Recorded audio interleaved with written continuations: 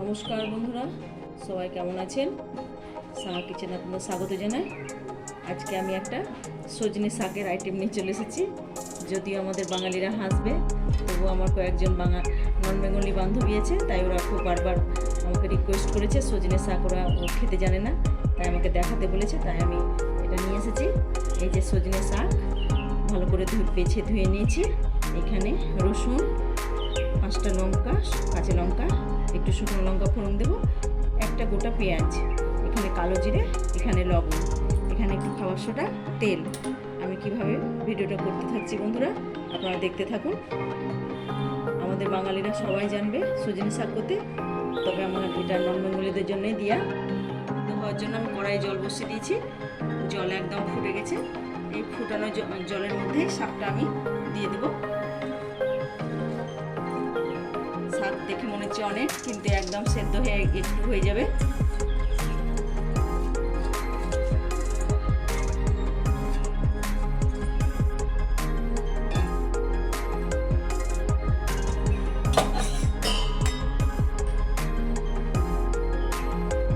প্রায় 15 থেকে 20 মিনিট এটা সেদ্ধ হবে। গ্যাসটা একদম সিম করে দেবো। এটা ভালো মতো সেদ্ধ হতে হবে।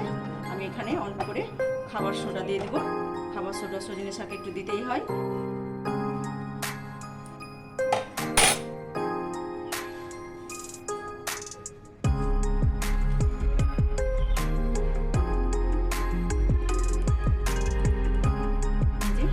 আমি একদম অল্প করে খাবার সোডা দিয়ে দিলাম। সেদ্ধ করার সময় আমি কোনো লবণ হলুদ কিছুই দেবো না।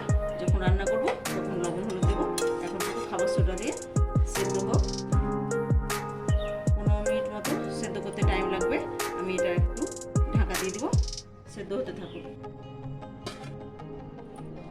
বন্ধুরা, শাকটা ভালোভাবে সেদ্ধ হয়ে গেছে।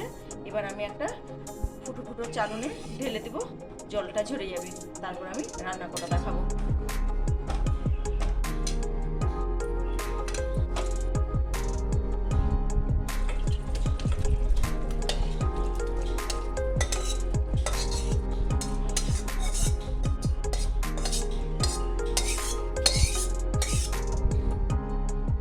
কড়াই গরম হয়ে গেছে বন্ধুরা। এবার আমি কড়াইয়ে তেল দিয়ে দেবো। একটু যে কোনো শাকে একটু তেলটা বেশি করে দিই, মানে শাকে একটু তেলটা বেশি দিলে বেশি ভালো হয়, খসখসে ভাব থাকে না। এই যে আমি 2টো শুকনো লঙ্কা ফোড়নে দিলাম। যে যেমন ঝাল খাবে সেভাবে দেবে। আমাদের একটু ঝাল ভালো লাগে, তাই ঝাল আমি দিই। অল্প পরিমাণে কালো জিরে। বন্ধুরা, এখানে আমি পেঁয়াজ আর রসুন কুচিয়ে নিয়েছি। এটা নিরামিষভাবেও করা যায়, কিন্তু আমরা বাঙালি সেহেতু আমরা পেঁয়াজ রসুন দিয়েই খাই। কেউ না চাইলে পেঁয়াজ রসুন ছাড়াও করতে পারে। তেলটা ভালো হয়ে গরম হয়ে গেলে আমি রসুনটা আগে তেলে দিয়ে দেবো। শুকনো লঙ্কা ফোড়ন দিলে একটু ভালো করে পুড়িয়ে নিতে হয়, তাহলে লঙ্কার গন্ধটা একটু ভালো বেরোয়।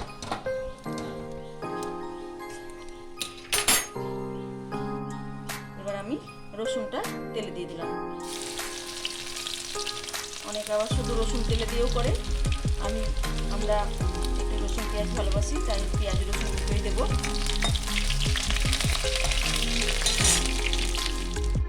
রসুনটা হালকা ভাজা হয়ে গেছে। এবার আমি পেঁয়াজটা দিয়ে দিলাম। এখানে 4টে কাঁচা লঙ্কা দিয়ে দিলাম।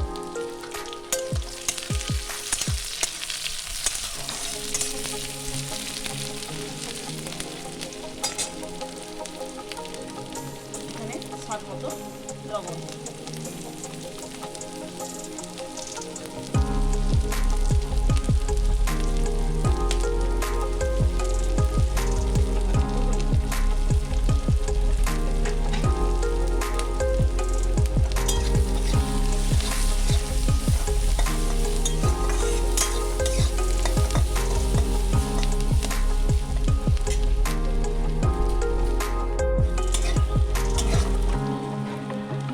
রসুনটা ভালোভাবে ভাজা হয়ে গেছে। এবার আমি শাকটা দিয়ে নাড়াচাড়া করে নেব। এই যে সেদ্ধ করা শাক দিয়ে দিলাম।